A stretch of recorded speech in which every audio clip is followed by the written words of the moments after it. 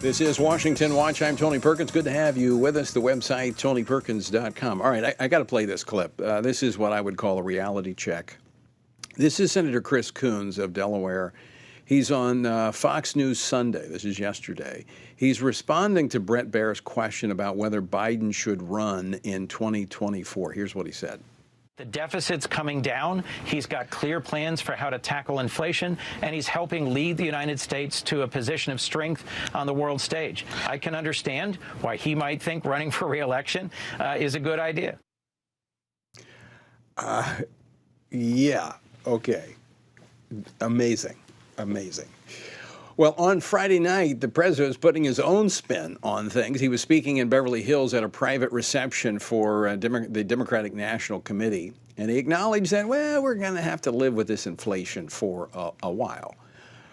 He also said there's much at stake this midterm election, including the economy. Yeah, I would agree with that. Now, these remarks were made after the Bureau of Labor Statistics May Consumer Price Index came out earlier on Friday that showed a year-over-year increase of 8.6% last month. That's the biggest since 1981, since I graduated from high school, and not likely to peak anytime soon, even according to Democrat-aligned economic experts. So what could be ahead for America in the months and years to come? Joining me now to talk about this is financial economist Jerry Bowyer. He is the president of Bowyer Research, a world opinions contributor, and author of The Maker versus the Takers, What Jesus Really Said About Social Justice and Economics. Jerry, welcome back to the program. Thank you, Tony. Great to be back.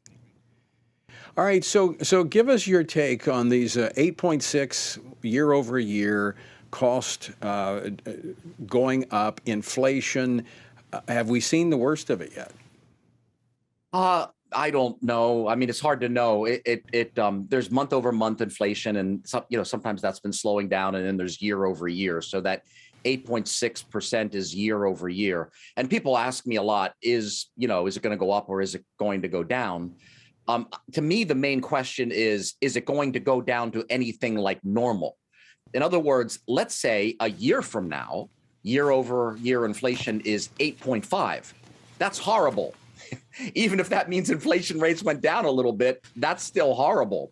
So it's not these spikes that make headlines that concerns me. What concerns me is a long period of economic stagnation, which is also accompanied by inflation. You said you graduated from high school in 1981. So when you were in high school and in middle school and junior high in the 70s, we had something called stagflation.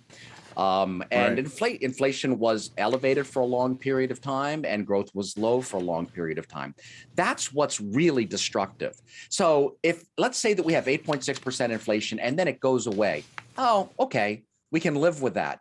But what is socially disruptive, what grinds away at the middle class and at capital and its savings is when inflation just doesn't go away. And I think that's the kind of situation we're in now. Now, will it always be 8.6? No, maybe sometimes it'll be 7% year over year. But the historic average is something like 3%. So we're high. We're very high. And if it's persistent, which I think it will be, it's going to do a lot of damage. And the Fed, their goal is to get it down to around 2%. I mean, that's their ideal.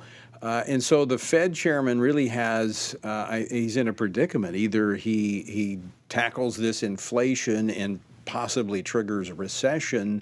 I mean, is he going to be able to find a way out of this?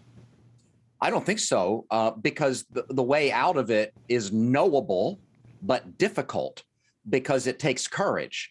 So I don't think we have a technical or a knowledge gap. Everybody who's paying attention, everyone who wants to know how to beat inflation knows how to beat inflation. Paul Volcker and Ronald Reagan showed us. The way you beat inflation is you contract the money supply. And the way you beat stagnation is you cut taxes and you grow the economy. But that's what the issue isn't knowing. The issue is that it's hard. It's very difficult. When you cut the money supply, that slows the economy down. Unemployment can go up. You have recessions. We don't seem to be willing to have a recession. And when a nation is unwilling to face a short-term recession, what that means is we keep pumping the money supply up. We don't want to have that. We don't want to have a recession, so more money. Then we don't want to have another recession, so more money. And eventually we get to a situation where we're so addicted to easy money that there's no easy way out. Now, Reagan and Volcker had knowledge, but they had moral courage as well. And Volcker contracted the money supply, and Reagan never said, it's amazing, Reagan never said, oh, Volcker went too far. He never said, he backed him rhetorically. He said, yeah, well, we need to beat inflation. We need to wring inflation out of the system. Now, when you look at Powell and Biden, do you see Volcker, Reagan? I don't. Yeah. So let's talk practically for a moment, Jerry, because in fact, I was just talking to a group this weekend. My greatest concern on the national stage is a lack of courage. I mean, there's the courage to do the right thing is just absent. What should the average Americans, because if they continue this and continue the money supply, expanding the money supply, inflation stays up, they're robbing the working people. They're robbing us. Yes. Because they're eating away and our real wages are declining. The money we've saved depreciates, declining. So what should we be doing right now? Let's just say the government doesn't do anything. What should we be doing? Well, we can't fix it on our own. We're at their mercy. So we have to adapt to the world that they give us, which means you have to be looking for bargains. You have to be substituting. Oh, ground beef is too expensive. You go with ground turkey or you go with ground chicken. So you have to become more frugal. I mean, when somebody is stealing from you, then you have to cut your spending. And I'm glad you said robbing, because this is very important. And I think one of the reasons why we're lost as a nation on this is because the church sees some issues as moral issues, right? So sexual issues are moral issues, which they certainly are. Cultural issues, moral issues. Don't watch pornography is a moral issue. And somehow we think of something like inflation as not moral, not the church's business, not our concern. But the church is a prophet to the nations, teaching all of God's counsel. And if somebody in your church or in your family is shoplifting, you wouldn't say, oh, you need more knowledge. You'd say, hold on a second, that's just plain wrong. Well, the difference between inflation and shoplifting is that inflation is much, much, much, much bigger. But morally, it's the same thing. And until I think the church kind of owns up to this as a violation of the 8th and 10th commandment and speaks out to government, and we say abortion's wrong, pornography is wrong. You know what else is wrong? Debasing the currency. That is also a cultural and moral debasement. Until the church teaches that moral lesson, we're going to think of inflation as essentially a technical problem, a math issue, when it really is a moral issue. Right. And we need to address those issues and the policies that bring that on. But I do think that we're coming into a period of time, and I do remember back in the 70s and 80s when there were gas lines.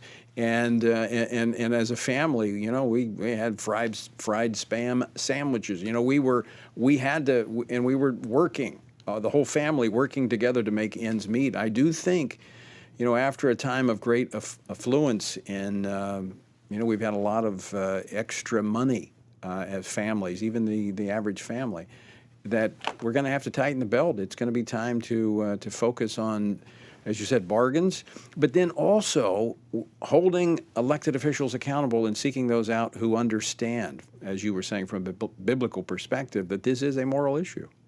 Absolutely. Unjust weights and measures are an abomination. What part of that don't we understand? This is unjust weights and measures. And it's something not just the Old Testament talks about. Jesus talks about it a lot. Jesus talks a lot about money in the Gospels, and we kind of skim over that. But if he loves us and he cares about us, if God cares about us, does he want people ripped off through inflation? Does he want the poor ground into the dust? Of course not. Well, the answer is for our rulers. I mean, the problem is our rulers are addicted to the money. Their money creation is where their paycheck comes from. We get the money last, they get the money first. So they get most of the benefit from it. And by the way, it's not just the political rulers, it's the financial rulers, because the big Wall Street banks are they run the plumbing system for monetary creation. So it's advantageous to them as well. Yeah. This is a great discussion. In fact, I want to continue it another time. Jerry, look at this from a totally biblical perspective, because it is a problem that we're going to be facing, especially going into the midterm election. It gives us an opportunity to address at least a part of the policy side of it. Jerry Bowyer, great to talk with you. Thanks so much for joining us today on Washington Watch. My pleasure, Tony.